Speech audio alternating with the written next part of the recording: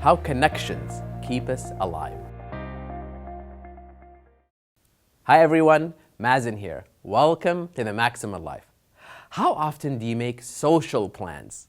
I'm talking about the kind of plans that are simply for enjoying yourself and the company of other people. The kind of plans where spending time together is the plan. How often do you find yourself canceling plans with friends and loved ones because you're too busy or too tired from work? While it may feel as though you are keeping your priorities in line with your goals, neglecting your personal relationships can cause serious professional ramifications. Extensive research strongly indicates that the most serious professional ramification for neglecting personal connections with other people is an early grave. Talk about a bad thing for business.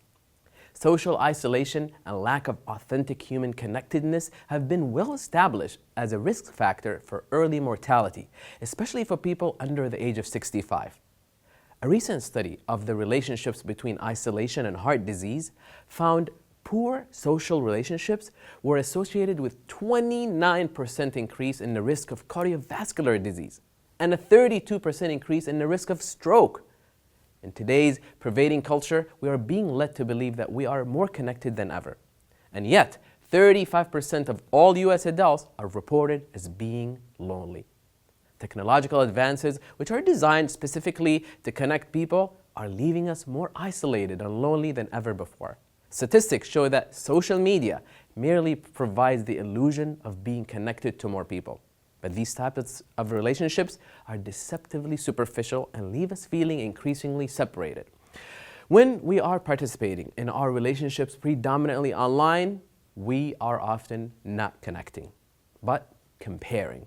Scanning through an online personality isn't the same as tapping into that deep inherent desire to be close to other people. And more often than not, it's a negative trigger that leaves us with a sense of not being enough for or being better than other people. The harsh reality is, when we are participating in this form of social interaction, we are often just staring at a screen and literally alone. Recent meta-analysis that gathered data from over 300,000 individuals over a 7-year span. The study found that people with authentic social relationships have a whopping 50% greater likelihood of survival compared to those with poor or shallow social relationships. In terms of avoiding early mortality risk, the sheer magnitude of improving the quality of your social relationships is comparable to quitting smoking or overcoming obesity. Nearly half of all the incidents of anxiety include a sense of isolation. Perceived isolation and loneliness are negative stressors that activate the hypothalamic pituitary adrenocortical axis, or the HPA axis. Okay, yes, I know that I'm getting a little geeky here, but stay with me and you will see why.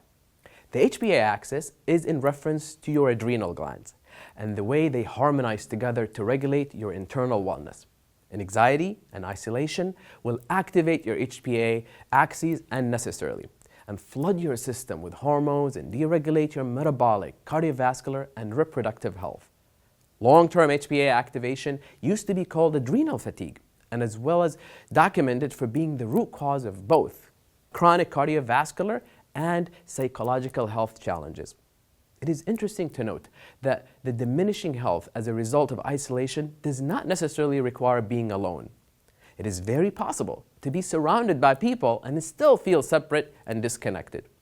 The isolation and loneliness that contributes to diminished health is, in most of these cases and most of studies, is based on perceived isolation and loneliness and not actually having to do directly with how exposed the individuals are to social situations. Individuals can be socially active and still feel disconnected from other people. Individuals can live solitary lives and still feel wholly connected to other people. Many people claim to find great health and healing from occasional purposeful solitude. Solitude can be a wonderful opportunity for introspection and peaceful reflection. Many creatives, artists, and visionaries have had their breakthrough ideas while observing solitude. Solitude is not isolation, and being lonely does not mean being alone. Being isolated and lonely is a mindset. We have the power to boost our health and happiness simply by making an effort to enjoying our relationships with the people that we have in our lives. A gesture as simple as expressing appreciation or asking for help with a difficult challenge can temper your mindset toward feeling more connected. Feeling connected to other people is an inherent biological need, and it's an essential to our overall health and well-being. Connection is a pharmacy. A survey of 5,000 people done by the National Bureau of Economic Research found that doubling your group of friends in real life, not online, has the same effect on emotional well-being as doubling your income. How fascinating is that? Human beings have an inherent desire to be close to other people. Have you seen the movie Castaway with Tom Hanks? It's the story of a man stranded on an island in isolation for several years. While he was struck there by himself, dealing with the elements and struggling to stay alive, he forged a relationship with a volleyball by drawing a face on it. He began speaking to it as though there was another person there, witnessing him, affirming his own existence and acknowledging his experiences. His relationship with the volleyball face struck a chord with millions because we all know the truth. Isolation is a death sentence. Connection is a pharmacy. Our need for company is deeply woven into the very fabric of our existence. And while I would not recommend drawing faces or inanimate objects for company, the level of inherent need for human interaction really is that necessary for our growth and development. Maximal achiever and human rights activist David Corbett once wrote, "Character is not created in isolation or repose. It's forged through interaction with others and the world." Now imagine just barely walking through your door after a long day at the office. The house is dark and quiet. You're absolutely exhausted. You just barely got to kick your shoes off when the phone rings. It's your best friend inviting you out for a night on the town. Man, it's been a long time since you were out after work. But what really sounds appealing right now is just throwing on your sweatpants and relaxing on the couch, same as you do every night. Come on, your friend urges. Let's just go out and have some nice time.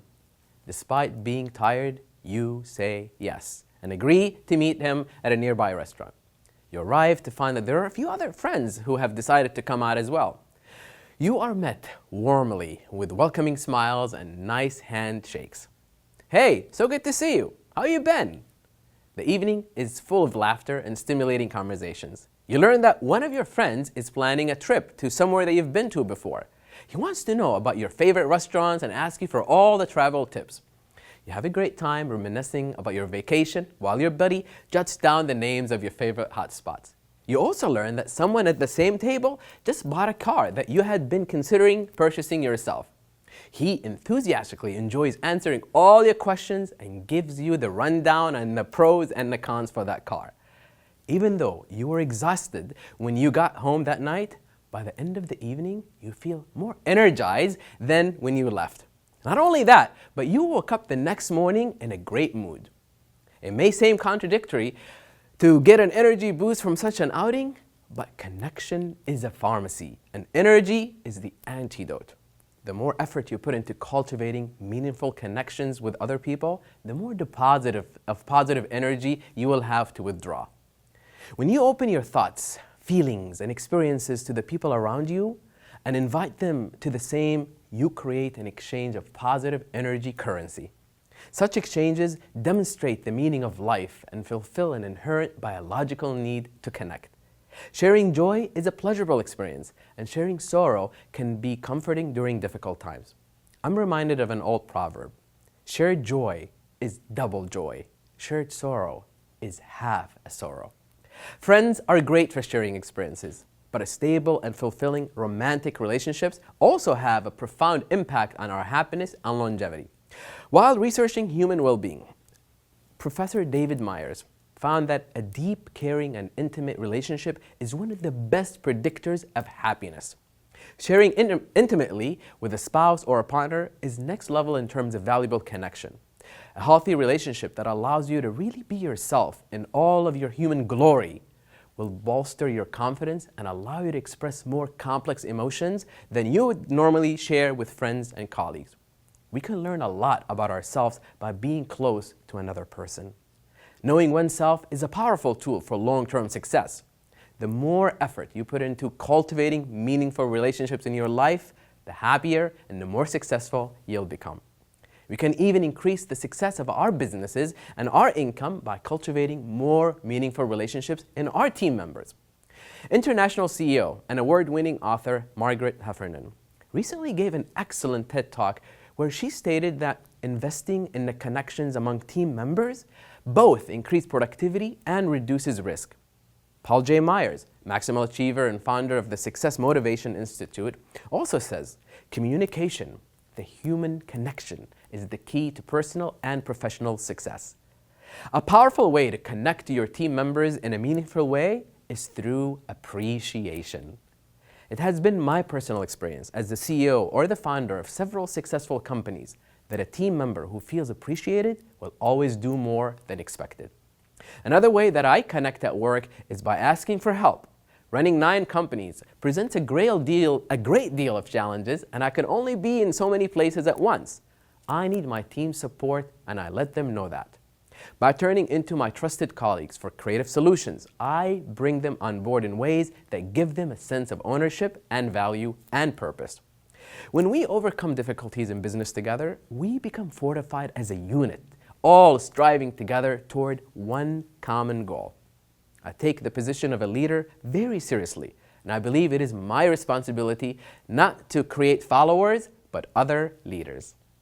That's what was given to me by my mentors, and it is my privilege to offer a living display of appreciation by passing that on to my team members today. Famous entrepreneur Zig Ziglar says, "You do not build a business, you build people, and then people build the business." Every success I have achieved through the support of my team. People working together, combining their energy, and connected by a common goal. Connection is a pharmacy, and energy is the antidote to any challenge. If you want to get more out of your relationships, you have to consider asking for a specific kind of help. When you are of service to one another, we forge connection of trust and build esteem. Show how much you respect and value your friends, family, and colleagues by simply telling them how much you appreciate their efforts. An excellent way to strengthen your connection at home is to listen really well. Just listen. And repeat what you hear to make sure your loved ones feel understood. These deposits of positive energy will yield not only emotional benefits, but long-term health benefits as well. Take the time today to make a positive energy deposit into one of your connections. Make that phone call and set up that dinner meeting.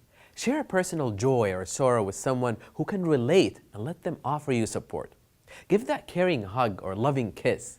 You will feel better, more vibrant, and deeply gratified because you'll be fulfilling and filling your biological need for connection. The more effort you put into cultivating meaningful relationships in your life, the happier, the healthier, and the longer you will live. Thank you all so much for joining me today. I love connecting with my fellow maximal achievers as we lead not only ourselves, but also those we love and support toward living the maximal life. If you like what you have seen and heard, please subscribe.